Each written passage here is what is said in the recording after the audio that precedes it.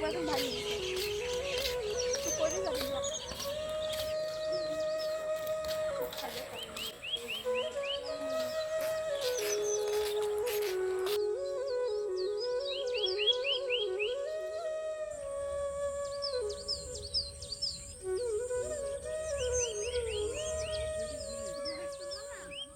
চলো ওই ছাড়তে চলো এদিকে সব ছোট ছোট এদিকে কেবল দেখো তো ফুল বাড়াইছে গালি গালি না ওই জলের থেকে তুলবো চলো ওইদিকে মেলা আচ্ছা ঠিক আছে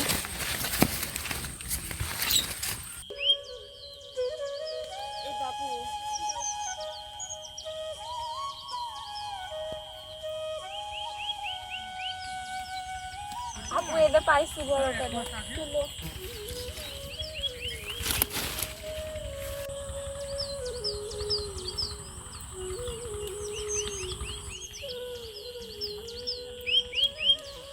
নাই রে হয় নাই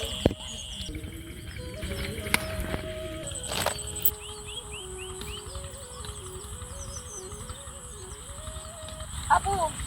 নাও দাও আচ্ছা পিয়া এগুলো ঠাক হয়ে যাবে নাতে না দাও চলো আপু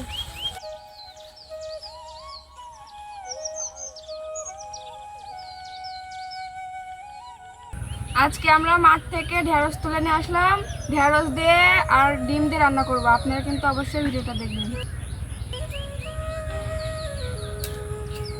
কাঁচা ঢেঁড়স খেলে কেমন হয়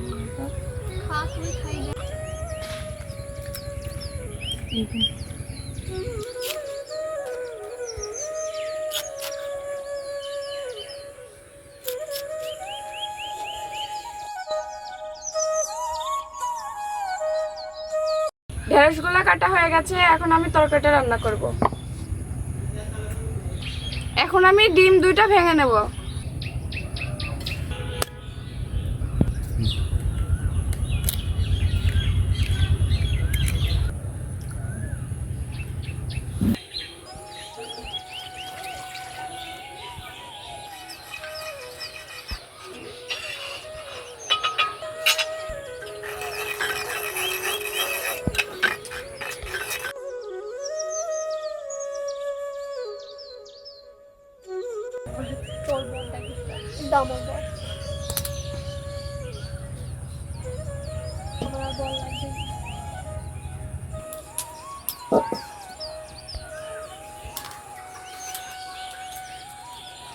প্রথমে আমি ডিম দুটো ভেজে নেব তারপর তরকারিটা রান্না করব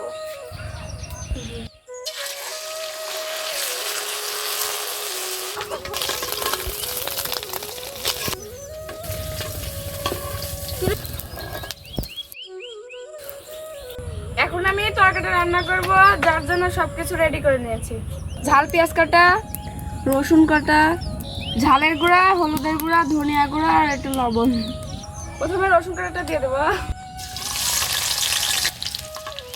এবার ঝাল পেঁয়াজ কাটা দিয়ে দেবো আপনি নাড়া তো এই দিন এবার আমি মশলাগুলো দিয়ে দেবো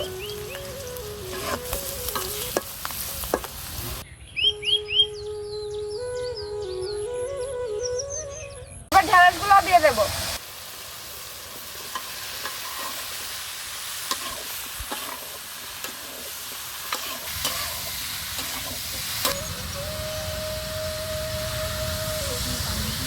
এবার পরিমাণ মতো পানি দিয়ে দেবো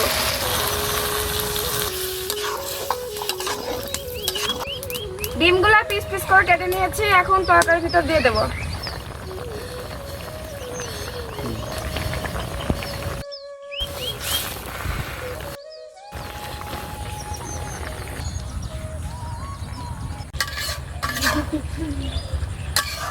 তরকারিটা হয়ে গেছে এখন নামিয়ে খেয়ে দেখবো কেমন হয়েছে তার আগে যা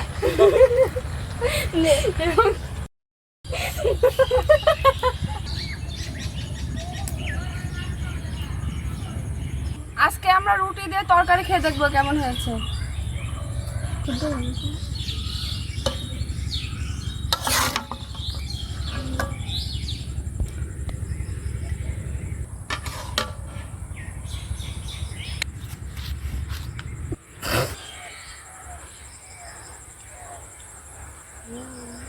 হেভি লাগছে।